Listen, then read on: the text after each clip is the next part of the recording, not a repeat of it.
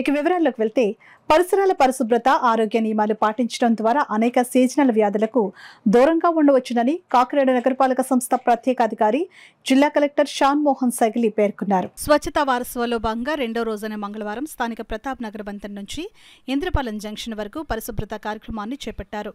డివైడర్లు ఇతర ప్రాంతాల్లో పెరిగిన చెత్తను కలెక్టర్ షాన్ మోహన్ సైగిలి నగరపాలక సంస్థ కమిషనర్ జె వెంకట్రావు స్వయంగా తొలగించి ప్రజలకు స్ఫూర్తినిచ్చారు. మార్గం మధ్యలో ఉన్న పిచ్చి మొక్కలు చెత్తాచెదారాన్ని నిర్మూలించారు. ఈ సందర్భంగా కలెక్టర్ మాట్లాడుతూ పరిసరాలను పరిశుభ్రంగా ఉంచుకోవడం ద్వారా అనేక వ్యాధులకు దూరంగా ఉండవచ్చునని అన్నారు.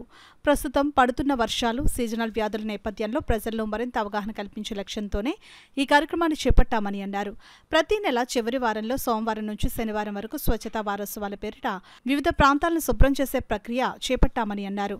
పిచ్చి మొక్కలు చెత్తాచెదారాన్ని తొలగించడం, రోడ్లపై ఉన్న భవన నిర్మాణ సామగ్రిని నిర్మూలించడం, అవకాశం ఉన్న చోట్ల పర్యావరణ పరిరక్షణలో భాగంగా మొక్కలు పెంపకం వంటి అనేక కార్యక్రమాలకు రూపకల్పన చేశామని అన్నారు.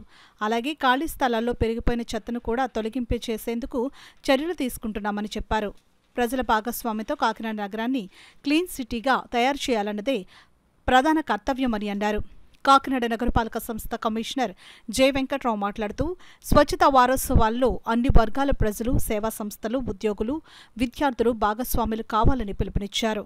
ఎవరి ఇంటి పరిసరాలను వారే పరిశుభ్రంగా ఉంచుకోవాలని, అప్పుడే ప్రజారోగ్య పరిరక్షణ కోసం ప్రభుత్వ యంత్రాంగం చేసే కృషికి ఫలితం ఉంటుందని అన్నారు.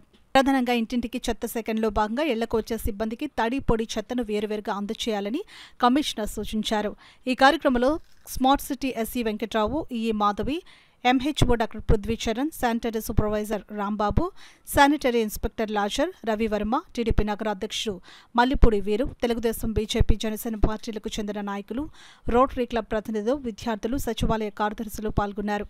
క్లీన్ కాకినాడ అనే ఒక క్యాంపెయిన్ ఒకటి చేపట్టడం జరిగింది. అది ఇవాళ సెకండ్ డే.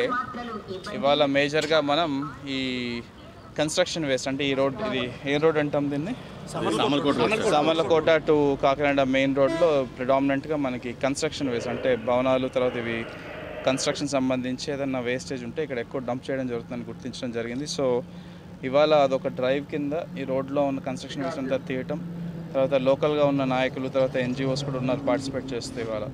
సో వాళ్ళ ద్వారా కొంత జనాలకు కూడా కొంత అవగాహన కల్పించేటట్లు ఇలాంటివన్నీ ఇక్కడ వేయకూడదు. Main entrance into the city అనవసరంగా పాడు చేస్తున్నాం మనం.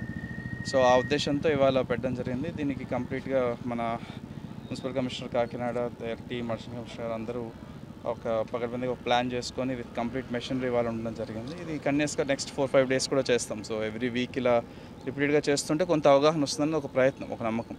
సో చూసినంత వరకు చెప్పడానికి ట్రై చేస్తాం.